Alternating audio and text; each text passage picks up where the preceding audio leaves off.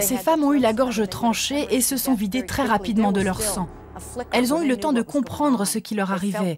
Elles ont senti la lame, l'air est entré dans leur trachée sectionnée et elles se sont noyées dans leur sang. C'est terrifiant.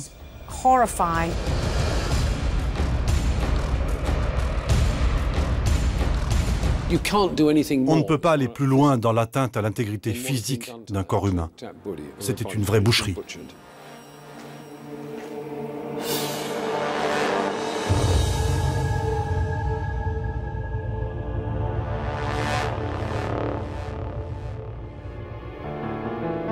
Londres, automne 1888. C'est ici, dans le quartier de Whitechapel, que vont être commis en l'espace de 2 mois les meurtres les plus sauvages qu'ait jamais connus l'Angleterre. L'histoire commence le matin du 31 août. Charles Cross, un ouvrier, se rend comme à son habitude à son travail. Il fait sombre et humide et le quartier est pratiquement désert. Dans une des ruelles, il distingue une forme sombre. Il s'approche et découvre le cadavre encore chaud d'une femme d'une 40aine d'années.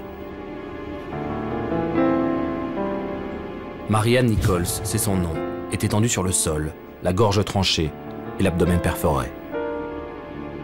Cette victime est la première d'une longue liste. Annie Chapman le 8 septembre. Elizabeth Stride et Catherine Eddowes le 30 septembre. Et enfin Mary-Jane Kelly le 9 novembre 1888. Officiellement, 5 femmes, toutes des prostituées, sont massacrées par celui que l'on va surnommer Jack l'Éventreur. Les meurtres de l'Éventreur se déroulent tous à Whitechapel, un quartier situé à l'est de Londres. Londres est alors la plus grande capitale au monde. La reine Victoria vient de fêter son jubilé. 50 ans de règne sans ombrage, c'est le début de l'âge industriel et l'heure est à l'opulence. Mais l'expansion des quartiers les plus riches se fait au détriment du reste de la population.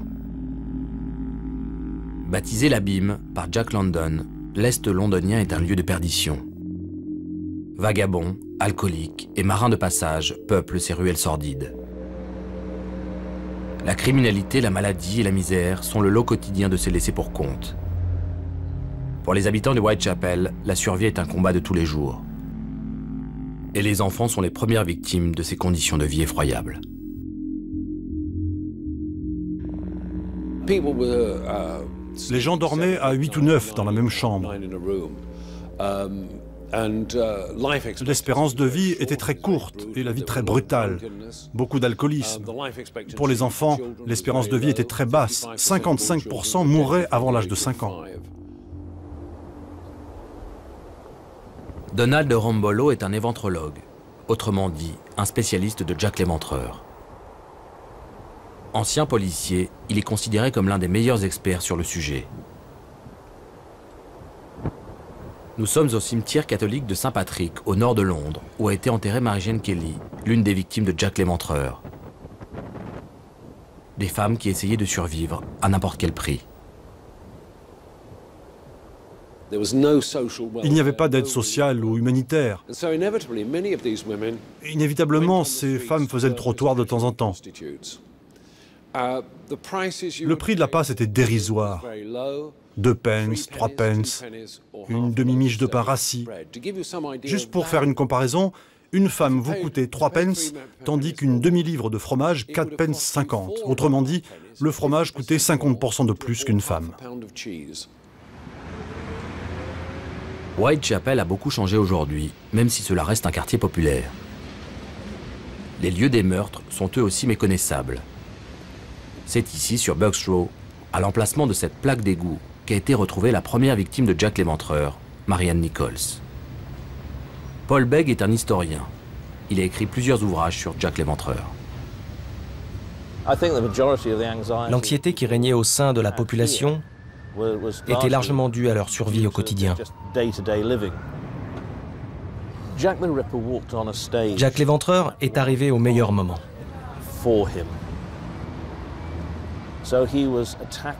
Il s'est attaqué aux plus pauvres, dans un quartier qui était l'objet de toutes les préoccupations. À l'époque, les gens disaient que si les meurtres s'étaient déroulés à l'autre bout de la ville, on aurait attrapé le tueur. Ces événements ont fait peur aux gens. Jack l'Éventreur a fini d'ailleurs par incarner ces peurs et le quartier de l'Est londonien.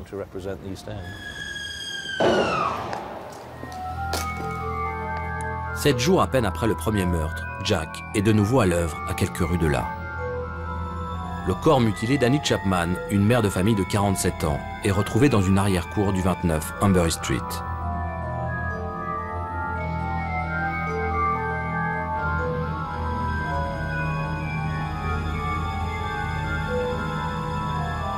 Le 30 septembre, c'est au tour d'Elizabeth Stride de tomber sous les coups de l'éventreur.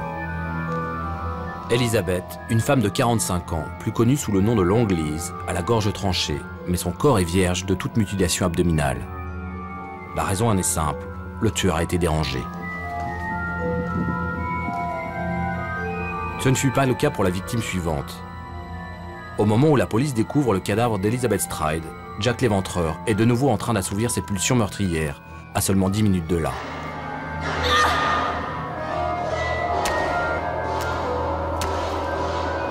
Car dans cette nuit du 30 septembre, il tue à 2 reprises. Avec cette 4e victime, Jack l'Éventreur franchit un cap supplémentaire dans l'horreur. Catherine Eddowes, une mère de famille divorcée, a le visage lacéré et la gorge tranchée. Son abdomen est ouvert du sternum jusqu'au pubis. Son rein gauche a été découpé et emporté en guise de trophée.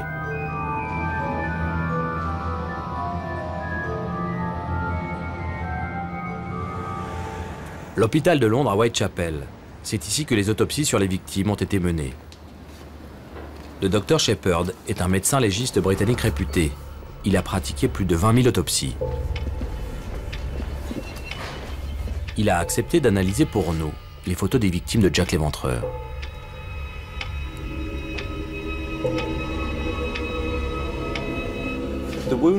J'observe tout d'abord différentes sortes de blessures. Ça commence avec une entaille à la gorge et quelques contusions. Pour la dernière victime, Mary-Jane Kelly, cette fois-ci c'est tout le corps qui est très sérieusement mutilé, même s'il y a toujours cette entaille à la gorge.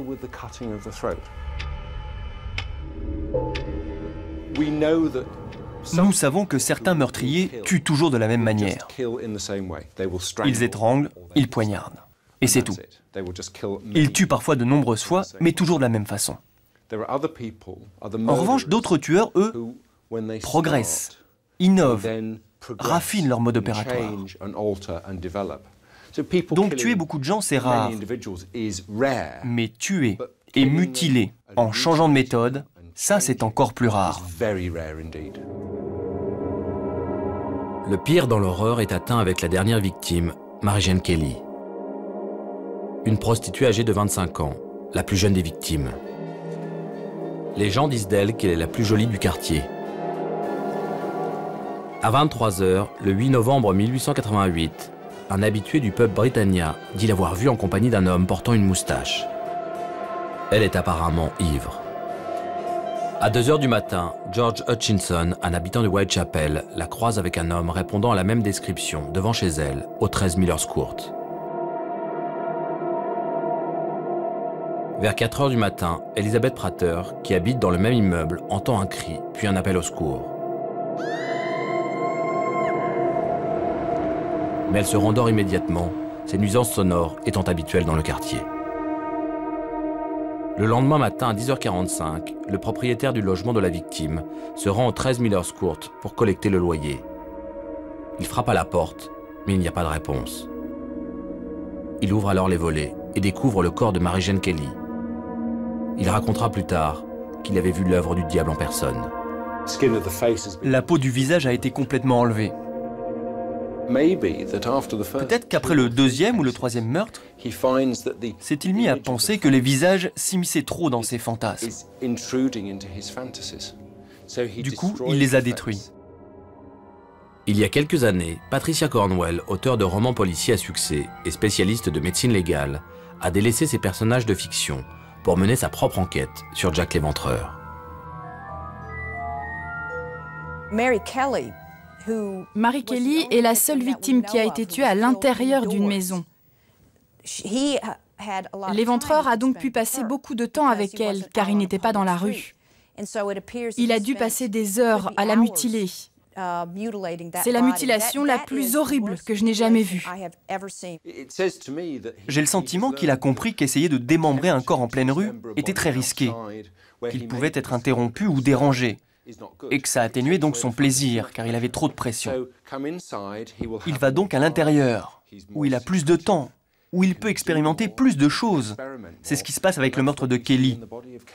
Voilà pourquoi le corps est très sévèrement mutilé.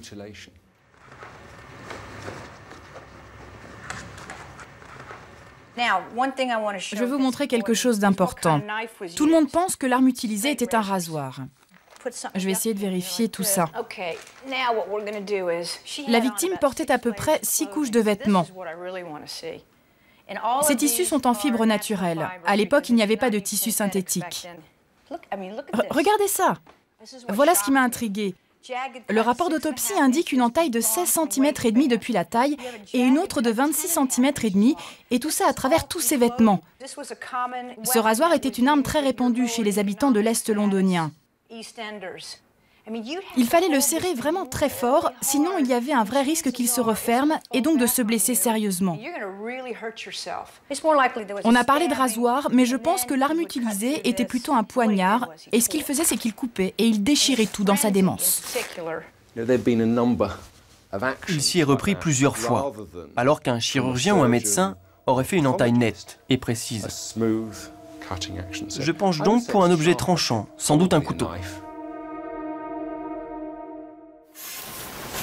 La presse s'empare de cette affaire sordide. Les meurtres de ce monstre font la une des journaux. La photographie n'en est qu'à ses débuts, et ce sont des dessins très réalistes qui vont rendre compte des atrocités infligées à ces pauvres femmes.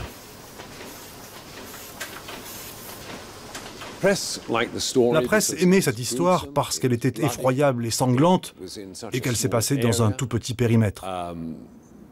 Le meurtrier était un monstre de la pire espèce et très cyniquement, ça faisait vendre du papier. La panique gagne les rues de l'Est londonien. Des comités de vigilance sont mis en place par les commerçants du quartier. Des rondes sont effectuées pour arrêter le meurtrier. Les femmes s'arment de couteaux et dès la tombée de la nuit, les rues se vident. La terreur s'est répandue bien au-delà de l'Est londonien. Dans toute la ville de Londres, les femmes se sentaient menacées. Et pour couronner le tout, la presse jetait de l'huile sur le feu. La terreur va même atteindre les plus hautes instances du royaume. Cambridge, à 2 heures de Londres. Stewart Evans est un policier à la retraite passionné par Jack l'Éventreur. Il a écrit plusieurs livres, dont l'un consacré exclusivement au travail de la police à l'époque.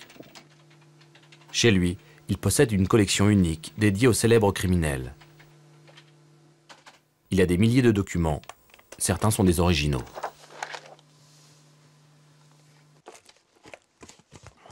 Cette lettre de la reine Victoria est adressée au Premier ministre. Elle demande une action plus efficace des forces de police. Elle parle d'un nouveau terrible meurtre. Dans sa lettre, la reine exige des renforts de police. Elle veut plus d'agents dans les rues. Elle suggère de mettre en place, aussi, un meilleur éclairage public. Elle se demande si l'éventreur ne serait pas un marin de passage. Elle a son avis sur la question, qu'elle transmet à son Premier ministre qui répercutera auprès des forces de police. Une histoire comme celle-là est sans précédent. La reine lisait les journaux et a senti qu'elle devait intervenir. À Scotland Yard, la pression est à son maximum, mais la tâche s'annonce difficile. Les enquêteurs possèdent très peu d'éléments concrets pour avancer. Seul le châle de Catherine Eddowes est retrouvé près du lieu du crime. Mais cette découverte ne sera pas très utile. À l'époque, la police ne possède pas encore les méthodes d'identification qui lui permettraient de confondre le criminel.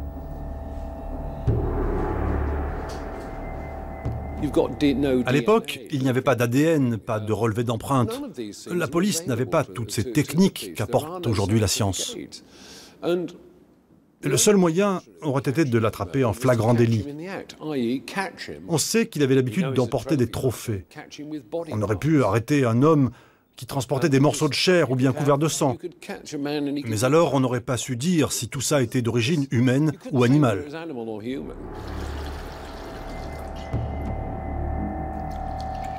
Même si la police avait arrêté un suspect, impossible donc de dire si le sang était bien celui des victimes.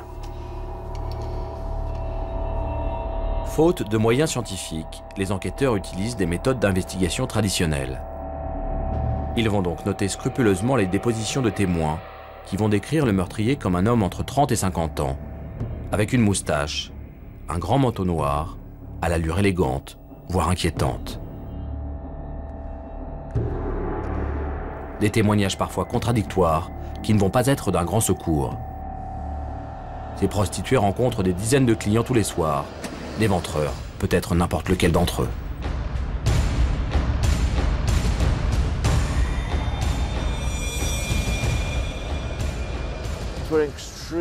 Ces crimes étaient très difficiles à résoudre. Aucun indice ne permettait d'envisager que les victimes connaissaient leur agresseur.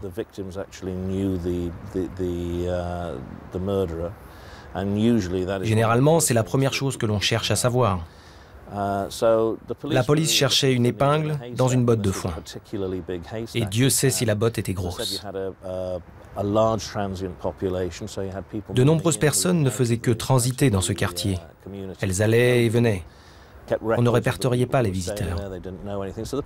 Le travail de la police était très difficile et ils ont fait du mieux qu'ils pouvaient, compte tenu du contexte. Dans les rues sinueuses et sombres de Whitechapel, Jack l'Éventreur peut facilement prendre la fuite. Avec ses habits tachés de sang, il aurait aussi très bien pu passer pour l'un de ces bouchers qui travaillent dans les nombreux abattoirs du quartier.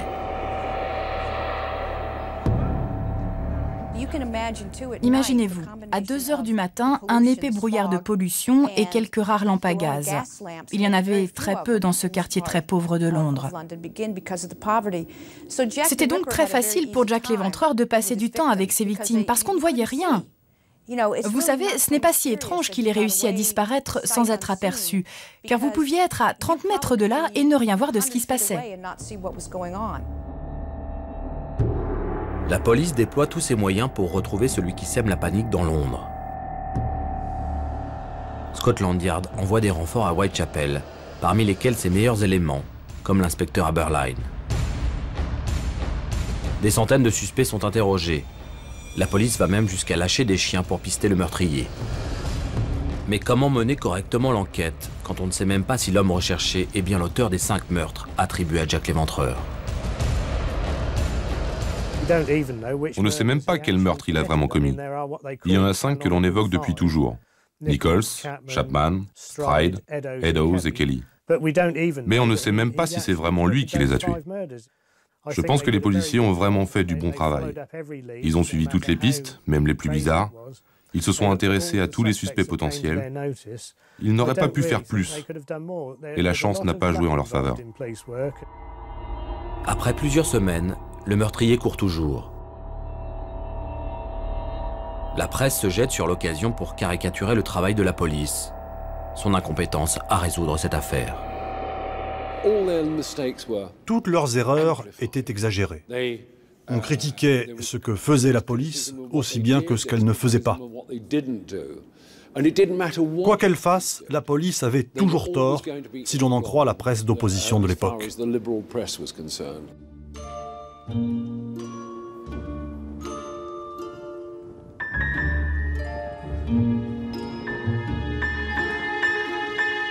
Les archives nationales du Royaume-Uni, dans la banlieue de Londres. C'est ici que tous les documents officiels de l'enquête sur Jack l'Éventreur sont conservés. Des dizaines de milliers de rapports de police, d'articles de presse et même les photos des meurtres sont aujourd'hui à la disposition des chercheurs.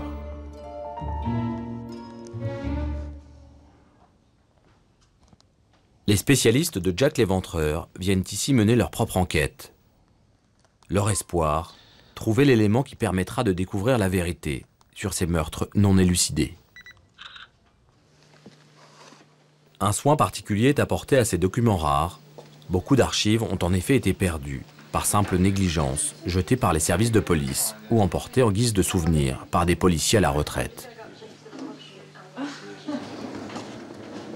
Certains de ces documents ne sont pas accessibles au grand public et sont gardés dans un lieu sécurisé que nous n'avons pas été autorisés à filmer.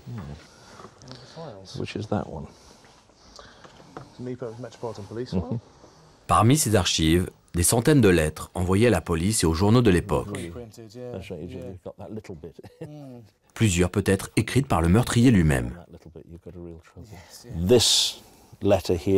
Cette lettre est le document le plus important de cette affaire. On l'appelle la lettre Dear Boss. Elle est supposée avoir été envoyée par le meurtrier qui a signé Jack l'Éventreur, ce qui a donné son nom à l'assassin.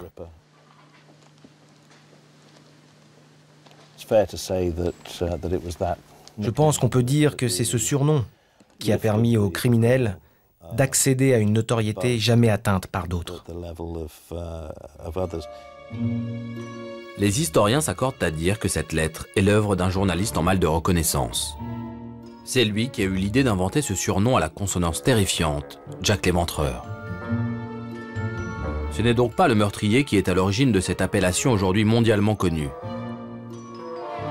À l'époque, la police a cependant pris cette lettre suffisamment au sérieux pour la publier dans la presse, dans l'espoir que quelqu'un reconnaisse l'écriture du meurtrier. Cette lettre a déclenché l'envoi de bien d'autres courriers. Beaucoup d'entre elles étaient par la suite signées Jack l'Éventreur.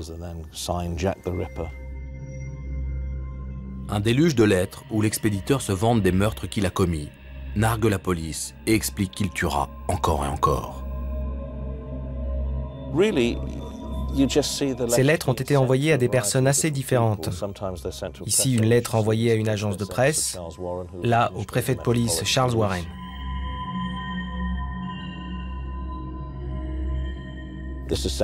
Celle-ci a été envoyée à la police de Whitechapel.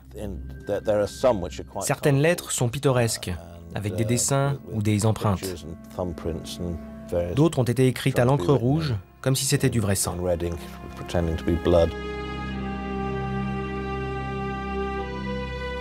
Seules 2 de ces lettres paraissent plus crédibles que les autres.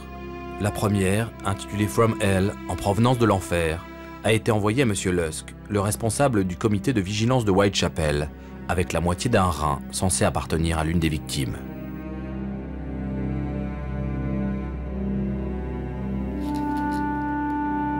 Monsieur, je vous envoie la moitié du rein que j'ai prélevé sur une femme. J'ai fait frire et manger l'autre moitié. C'était délicieux. Attrape-moi, si tu peux. Jack l'Éventreur.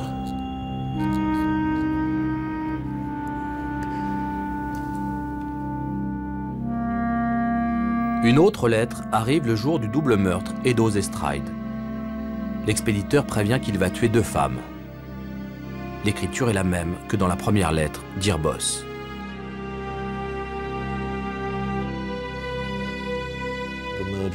Le meurtrier, qu'il s'agisse d'un individu que nous connaissons ou d'un des suspects de l'époque, ne se serait pas mis en danger de cette façon, en s'immisçant dans l'enquête policière.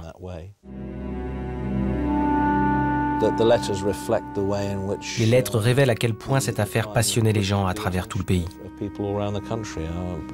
Quand on pense au nombre de courriers envoyés à la police, qui d'ailleurs étaient complètement submergés. Parmi ces documents figurent également les rapports d'autopsie des victimes. Dans celui de Catherine Eddowes, le médecin légiste tente de décrire pour la première fois quel pourrait être le type de personne à l'origine de ces horribles meurtres. Je pense que l'auteur de cet acte devait avoir une connaissance très précise de la position des organes et de la manière de les prélever. Il faut de bonnes connaissances médicales pour enlever un rein.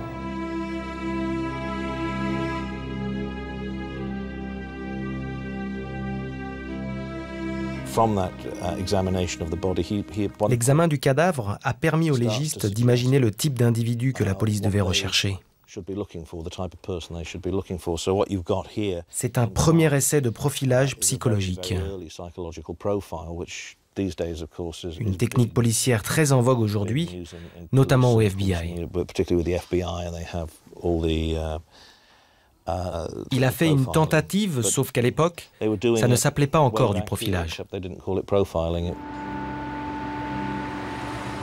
Un premier essai de profilage qui va mener les enquêteurs sur une fausse piste. Ils cherchent quelqu'un avec des connaissances anatomiques et vont donc interroger des dizaines de chirurgiens, médecins, étudiants en médecine, sans résultat. D'après les éléments dont nous disposons aujourd'hui, il est possible de déterminer à quelle catégorie de tueurs appartient Jack l'Éventreur. Jack l'Éventreur est un tueur en série, sans doute l'un des premiers de l'histoire des temps modernes. Il commet le même type de meurtre et s'attaque au même type de victimes, des prostituées.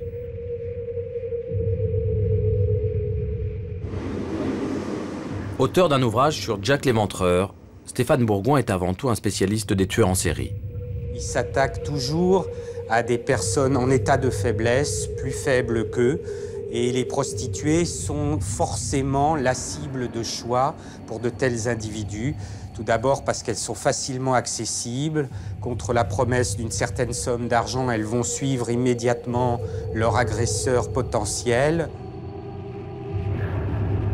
Nous savons, grâce à des entretiens avec des tueurs en série, qu'ils tirent du plaisir de leurs actes. En regardant ses blessures, en analysant ses photos, c'est bien cela que ça évoque. Il a donc forcément dû éprouver du plaisir en accomplissant cet acte. On ne fait pas un truc pareil sans en espérer quelque chose en retour, de l'ordre de l'excitation sexuelle. Ce genre de tueur en série représente un défi pour les enquêteurs. Ils n'ont en effet aucun mobile apparent. Pour eux, tuer une prostituée ou quelqu'un d'autre, c'est comme se débarrasser d'un objet. Ça ne leur pose aucun problème de conscience. Ces gens ne réalisent même pas qu'ils font quelque chose de mal. Ils sont tellement étrangers aux valeurs et à la morale qui sont les nôtres. Pour eux, il n'y a pas de bien ou de mal. Tout ce qui compte, c'est ce qu'ils ont envie de faire sur le moment. Ces gens éprouvent du plaisir et une certaine satisfaction dans la violence qu'ils font subir à d'autres. Pourquoi ils vont répéter leurs crimes?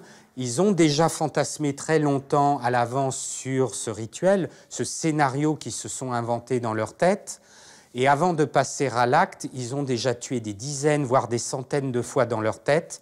Et quand ils passent à l'acte, la réalité du crime n'est jamais à la hauteur du fantasme. D'où nécessité pour eux de répéter le crime. Et c'est un peu comme des drogués, des accros aux drogues dures.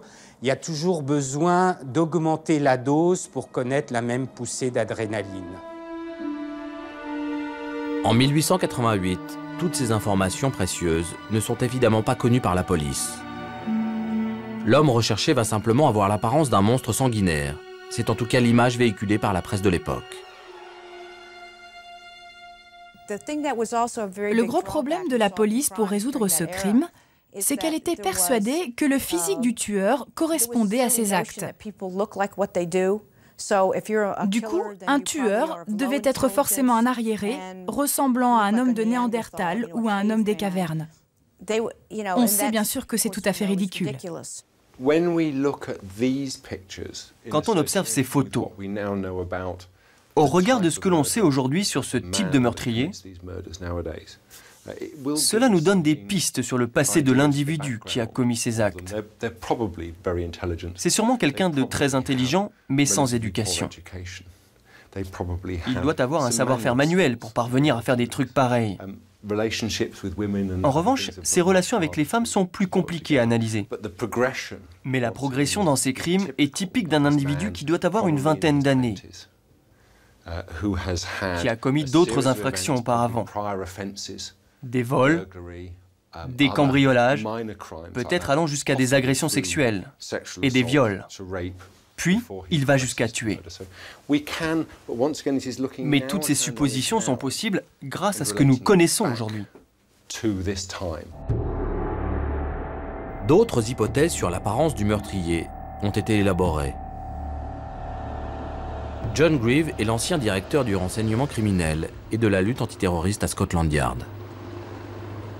Il a toujours été fasciné par l'affaire Jack l'Éventreur. En 2006, il a travaillé pendant plusieurs semaines sur cette énigme et a tenté avec une équipe d'experts de dresser un portrait robot du tueur de l'Est londonien. Il est peut-être tout à fait banal. C'est la leçon que l'on a apprise d'autres meurtriers connus. Les journaux de l'époque le présentaient comme un monstre enragé, un homme hors norme. Si son comportement était horrible, ses traits pouvaient, eux, être tout à fait normaux.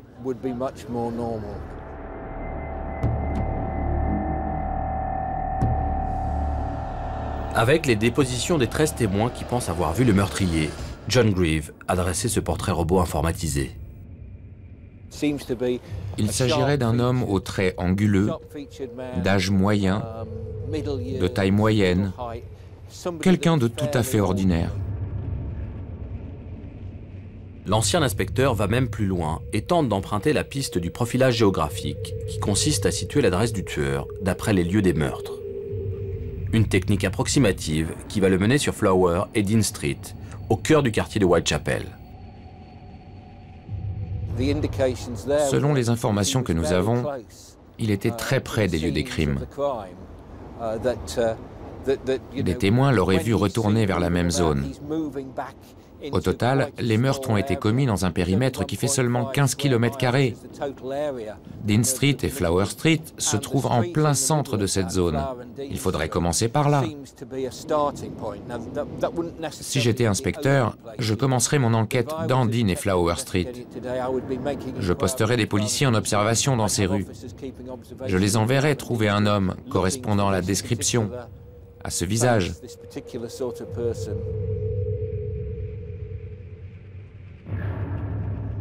Il est dans le coin. Il n'est pas loin. Il ne se déplace pas en calèche ou à cheval, comme l'affirment les bêtises qu'on peut lire ou entendre. Il vit dans le quartier. Il n'est pas loin. Après le 9 novembre 1888, jour du meurtre de Mary-Jane Kelly, les enquêteurs de Scotland Yard sont confrontés à un nouveau mystère. Les meurtres s'arrêtent du jour au lendemain, sans que personne ne sache pourquoi. 100 ans après ce dernier meurtre, une équipe du FBI va à son tour se pencher sur cette affaire irrésolue. Dans le profil psychologique que les experts dressent du meurtrier, on y apprend que Jack l'Éventreur n'aurait sûrement jamais arrêté de tuer de son propre gré, et ne se serait en tout cas jamais suicidé. J'ai appris une règle d'or, ces individus ne s'arrêtent jamais d'eux-mêmes. Quand les crimes s'arrêtent, comme c'est peut-être le cas pour Jack l'Éventreur, c'est soit que le tueur décède, soit qu'il est emprisonné pour un autre délit. Quand vous avez tué 5 personnes, quand vous avez démembré quelqu'un de cette façon, pourquoi s'arrêter? C'est un succès personnel. Vous avez tué 5 personnes, peut-être plus. Vous vivez les plus beaux moments de votre vie en découpant des cadavres. Pourquoi s'arrêter? Plus de meurtres, plus d'indices. L'enquête sur la mort de Mary-Jane Kelly est bouclée en seulement une journée par Scotland Yard. Dès lors, des centaines de théories sur l'identité du tueur vont voir le jour. Un avocat, Montagu John Druitt, un coiffeur polonais, Aaron Kospinski, et Michael Ostrog, un malfaiteur russe, sont souvent cités comme les 3 suspects historiques. Le docteur Francis Tumblety, un médecin américain, le duc de Clarence, le petit-fils de la reine Victoria, et Sir William Gull, le chirurgien de la cour, complètent la liste des noms parfois farfelus le plus souvent évoqués. En 2001, lors d'un voyage à Londres, Patricia Cornwell rencontre John Greaves. À son contact, elle se passionne pour cette histoire, jusqu'à devenir obsédée par la recherche de l'identité du célèbre tueur en série. C'est John Greaves qui la met sur la piste d'un suspect à la personnalité ambiguë et inquiétante. Je me suis rendu compte que personne n'avait jamais utilisé la science pour résoudre cette affaire. Alors je me suis dit, je vais le faire. C'est incroyable la vitesse à laquelle je me suis retrouvée sur la piste de Walter Sickert.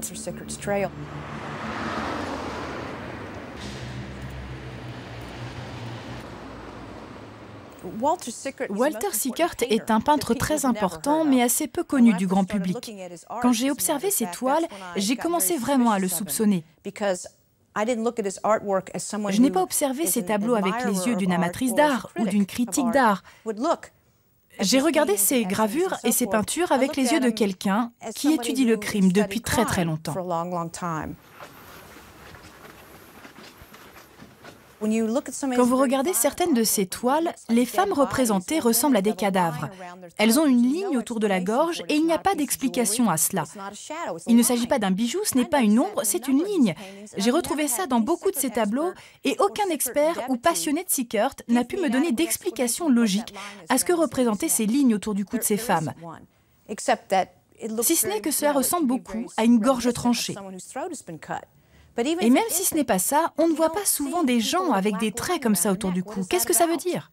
Quand on s'intéresse à la violence dans certaines de ces toiles, ces modèles nus sur des lits n'ont pas l'air vivants. Dans certains cas, il y a des formes étranges, des ombres qui ressemblent à des mutilations. Ce n'est pas suffisant pour déclarer quelqu'un coupable d'un crime, mais moi ça m'a suffi pour avoir des doutes sur cette personne. Pendant 18 mois, Patricia Cornwell enquête, fait de nombreux allers-retours entre les États-Unis où elle vit et l'Angleterre. Très vite, elle acquiert l'intime conviction que Sickert et l'éventreur ne font qu'un. Pour cela, elle fouille dans le passé de cet homme aux multiples facettes et achète plusieurs dizaines de ses toiles pour les examiner. Ami de Degas, Pissarro et Oscar Wilde, Walter Sickert est l'un des peintres impressionnistes majeurs de la fin du XIXe siècle. En 1888, ce jeune homme marié de 28 ans est souvent absent de son domicile pour laisser libre cours à sa passion, la peinture. Cet homme a commis des crimes presque parfaits. Il n'a laissé aucune trace derrière lui. Il a été très habile. Il faisait par exemple planer le doute sur le lieu où il résidait. Il avait des studios secrets. Il louait des trous à rats, d'horribles endroits dans les quartiers malfamés de la ville. Ces endroits restaient secrets. Sa femme ne savait même pas où ils étaient. Donc on ne savait jamais. Il pouvait y en avoir 3 ou 4 en même temps. C'était très pratique pour quelqu'un qui allait et venait pour tuer des gens. Il pouvait trouver refuge dans un de ces trous à rats, y changer de vêtements et même se cacher là un moment.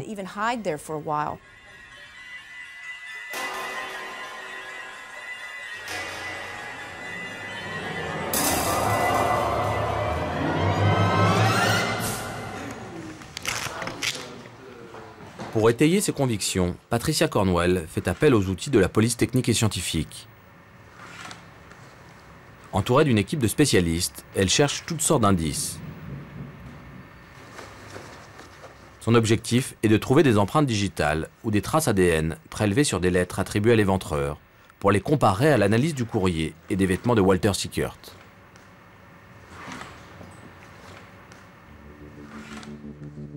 Elle va trouver 3 traces ADN sur l'une de ces lettres, mais cette découverte est remise en cause par de nombreux spécialistes. Patricia Cornwell a fait grand cas des lettres parce que c'est tout ce qu'il nous reste. Je pense qu'aucune d'entre elles n'a été écrite par le meurtrier.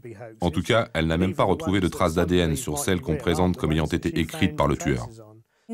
Personne n'a remarqué qu'il y avait des traits au pinceau sur certaines de ces lettres. Quelqu'un a utilisé un pinceau pour appliquer une substance dont l'auteur des lettres disait que c'était du sang. En fait, grâce au microscope, on s'est aperçu que c'était de l'eau forte, une substance utilisée sur les plaques à gravure. C'est de la résine, de la cire et de l'huile. Ça ressemble beaucoup à du sang séché. Et si on observe attentivement les lettres, on voit des traits de pinceau.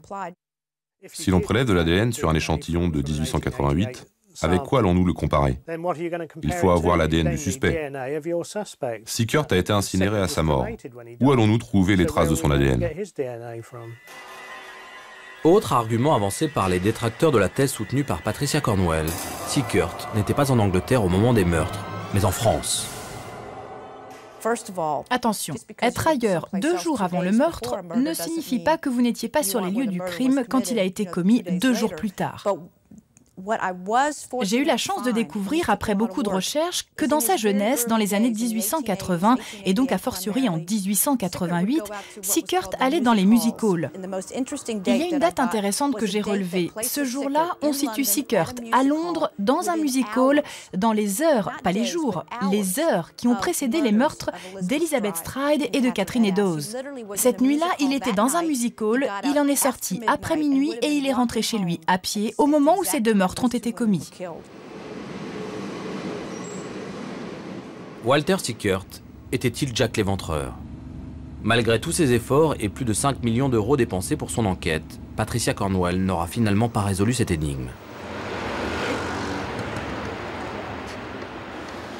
D'autres personnes se sont récemment penchées sur l'identité du tueur. Shirley Harrison est elle aussi écrivain. Elle ne s'était jamais intéressée à Jack l'Éventreur jusqu'au jour où elle a fait la connaissance d'un homme qui prétend avoir le journal intime du célèbre tueur. C'était un livre tout à fait banal et plutôt ennuyeux. En fait, ce n'est que lorsque je me suis mise à le lire que je me suis vraiment dit qu'il fallait mener l'enquête. Il y avait vraiment quelque chose là-dedans qui me disait que je ne pouvais pas laisser tomber. Ce manuscrit ancien de 63 pages, à l'apparence austère, renferme le journal intime d'un homme qui raconte comment il tue et éventre des prostituées dans le quartier de Whitechapel. En fait, c'est l'histoire d'un homme sous pression qui traverse des moments très difficiles. Il raconte comment il a découvert que sa femme le trompait, sa jalousie, sa rage, son envie de tuer d'autres femmes.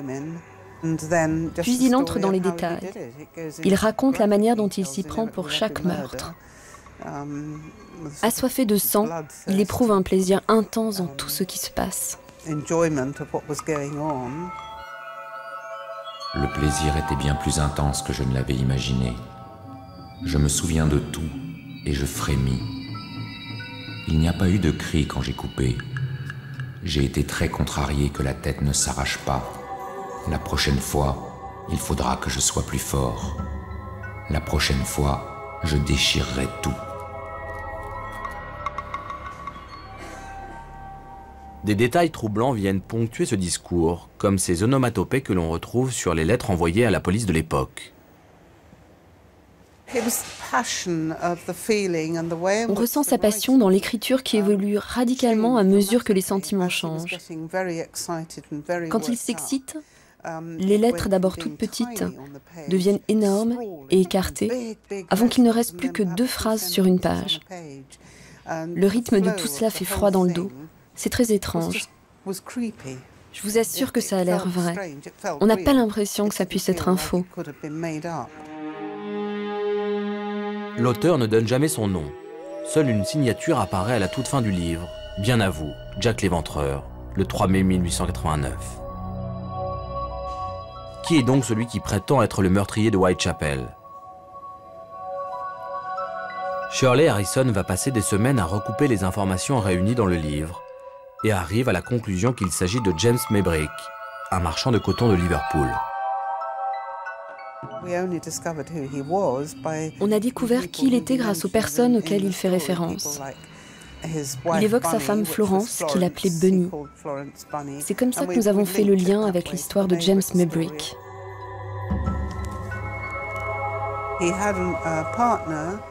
Cet homme avait un associé qui avait un bureau à Whitechapel et il se rendait régulièrement à Londres. James Maybrick, un personnage au passé trouble, qui meurt mystérieusement quelques mois après les crimes de Jack l'Éventreur.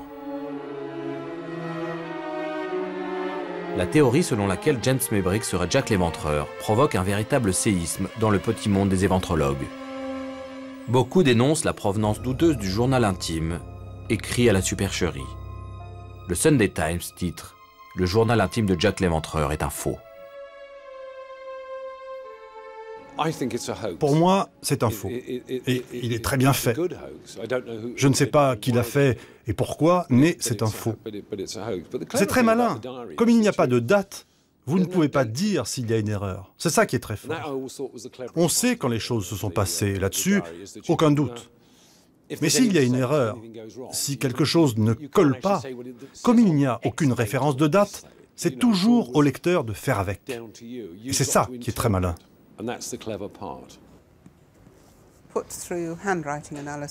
Nous avons fait examiner l'écriture et l'encre. Les universités de Bristol et de Manchester sont intervenues. Le papier a été examiné par un expert. L'encre et le papier sont d'époque. Selon le British Museum, le journal intime est d'époque victorienne. Rien ne paraissait suspect. Rien ne permettait de dire qu'il n'est pas de 1889. Un autre événement vient renforcer la thèse de Shirley Harrison. Quelques mois après avoir révélé l'existence du journal intime, elle reçoit l'appel d'un universitaire de Liverpool. Il possède une montre très ancienne, au dos de laquelle figurent des inscriptions très déconcertantes. Sous la loupe du microscope, ces mots sont apparus. Sur les bords, il y avait les initiales des 5 victimes. Au milieu, « Je suis Jack ». Et juste en dessous, la signature de James Maybrick, la même que celle de son testament. C'est vraiment très troublant. Shirley Harrison est persuadée que James Maybrick est Jack l'Éventreur, et que ceux qui dénoncent cette théorie ne veulent pas entendre la vérité.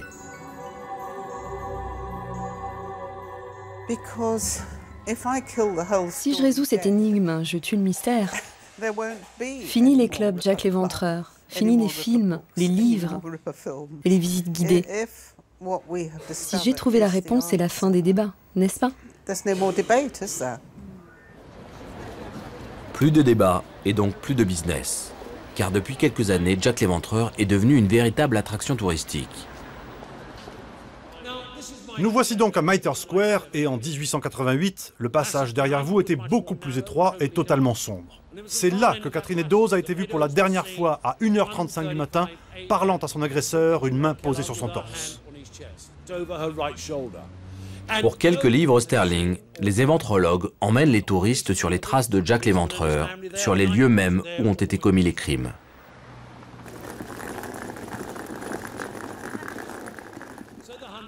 La traque continue aussi bien dans la réalité que dans la fiction. Et à cette heure tardive de la nuit, mesdames et messieurs, pour ce qui est de l'identité du tueur, je vous quitte avec cette comptine encore très populaire dans ce quartier, bien des années après les meurtres. Ça ressemblait à ça. Je ne suis pas un boucher, un pauvre marin ou un étranger. Je suis votre ami qui fait peur, bien à vous, Jack l'Éventreur. Mesdames et messieurs, je vous remercie.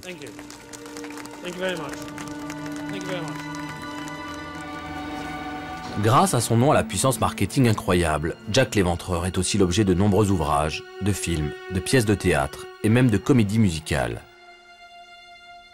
L'histoire fascinante de ces meurtres inspire les écrivains et les artistes qui ne se lassent pas de mettre à toutes les sauces les différentes théories sur l'identité du meurtrier.